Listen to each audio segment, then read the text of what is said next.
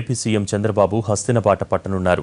ఇవాళ జరగనున్న ఎన్డీఏ పక్షాల సమావేశానికి ఆయన హాజరు కానున్నారు. భాగస్వామ్య పక్షాల మధ్య ప్రస్తుతం ఉన్న సమన్వయం మరింత సమర్థంగా నిర్వహించడంపై చర్చించనున్నారు. మరోవైపు పార్టీ ఫిరాయింపుల ఇష్యూపై జగన్ ఢిల్లీ పర్యటన అంశం కూడా ప్రస్తావనకు వచ్చే అవకాశం ఉంది. ముఖ్యమంత్రి చంద్రబాబు ఇవాళ ఢిల్లీ వెళ్లనున్నారు. ప్రధాని నేతృత్వంలో జరిగే ఎన్డీఏ భాగస్వామ్య పక్షాల భేటీలో సీఎం పాల్గొననున్నారు. కేంద్రంలో ప్రభుత్వం ఏర్పాటు అనంతరం ఎన్డీఏ పార్టీల అధ్యక్షులతో సమావేశం కావడం ఇదే మొదటిసారి కావడంతో భేటీ ప్రాధాన్యత సంతరించుకుంది. దాదాపు 4 గంటల పాటు సమావేశం జరిగే అవకాశం ఉన్నట్లు తెలుస్తోంది. ఇప్పటి వరకు చేపట్టిన కార్యక్రమాలు, పథకాలు, కేంద్ర ప్రభుత్వ నిర్ణయాలపై చర్చ జరిగే అవకాశం ఉంది.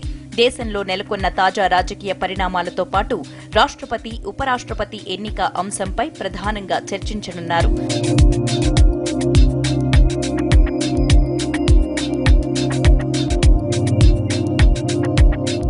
ఏపీలో నెలకొన్న పరిస్థితులు, జగన్ ఆస్తుల కేసు, ఆర్థిక పరిస్థితి, పథకాలకు నిధుల గురించి చంద్రబాబు కేంద్ర పెద్దలతో చర్చించే అవకాశం ఉంది.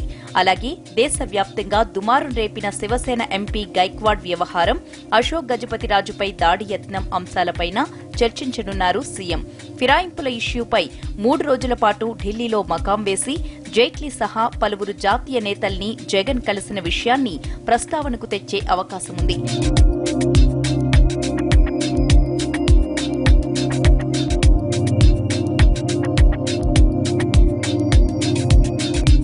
అయితే జగన్ కేసుల విషయం, ఆయన బెయిల్ వ్యవహారంలో వేలు పెట్టేందుకే చంద్రబాబు ఢిల్లీ టూర్ ప్లాన్ చేసుకున్నారని వైసీపీ నేతలు ఆరోపిస్తున్నారు.